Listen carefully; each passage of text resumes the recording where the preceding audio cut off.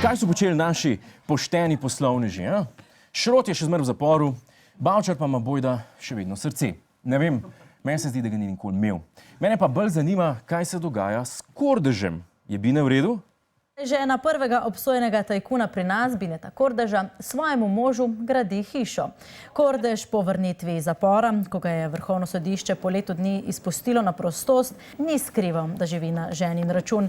Vrtoglavih dolgov, ki jih ne more vrniti, pa bi se rad znebil z osebnim bankrotom.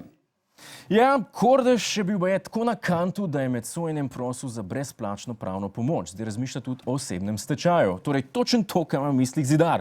Njegova žena pa mu gradi ogromno bajto. Ti bi jaz imel tako babo.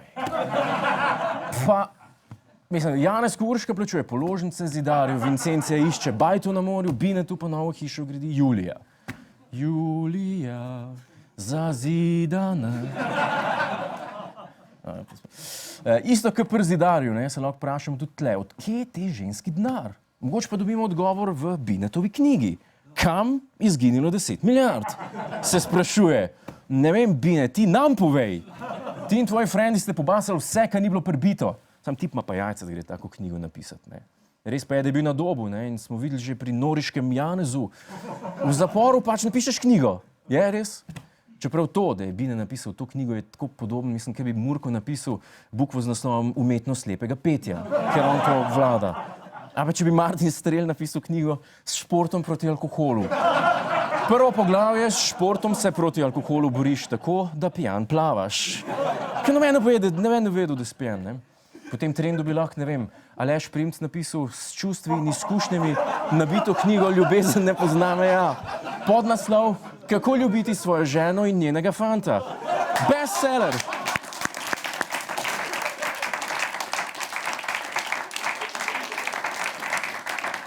Ok, še eno novico o tajkunih imamo in če sem že prej omenil Zidarja, kako je kje z njim? Potem, ko je javnost pred kratkim razburila novica, da žena padlega mogovca Ivana Zidarja, ki je za silni izhod našel v stečaju na Obali, kupuje nepremičnino, lahko zdaj vi, če imate seveda dovolj denarja, na dražbi 22. oktobra kupite njen zarubljeni BMW.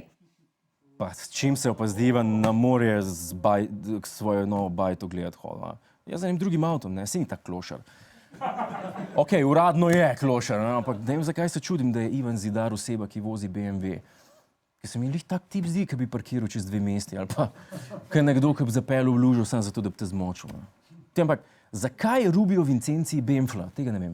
Rubež je sprožilo podjetje, ki naj bi mu Zidarjeva žena, ki ima očitno denar za hišo, ne pa tudi za poplačilo dolgov, dolgovala 100.000 evrov. Ok, ne sam, da je Ivan vsem dolžen denar, tudi njegova žena je, ne? Ko pravijo, glihav kap štriha, ne? Tako, kot se je Tanja poročila z Đurotom, ki sta oba igralca. Sta se tudi Ivan in Vincencija vzela zato, ker sta oba barabi. Match made in heaven. Preden gremo naprej, Jerca, spet sem se malo razburil, a mi daš enega ljubčka, da me malo pomiri? Mi je tega res treba. Sorry, pojmo naprej. Hvala za ogled. Ne pozabi pa tudi na oddajo Ta teden z Juretom Godlerjem ob četrtkih ob 22. uri na Planet TV.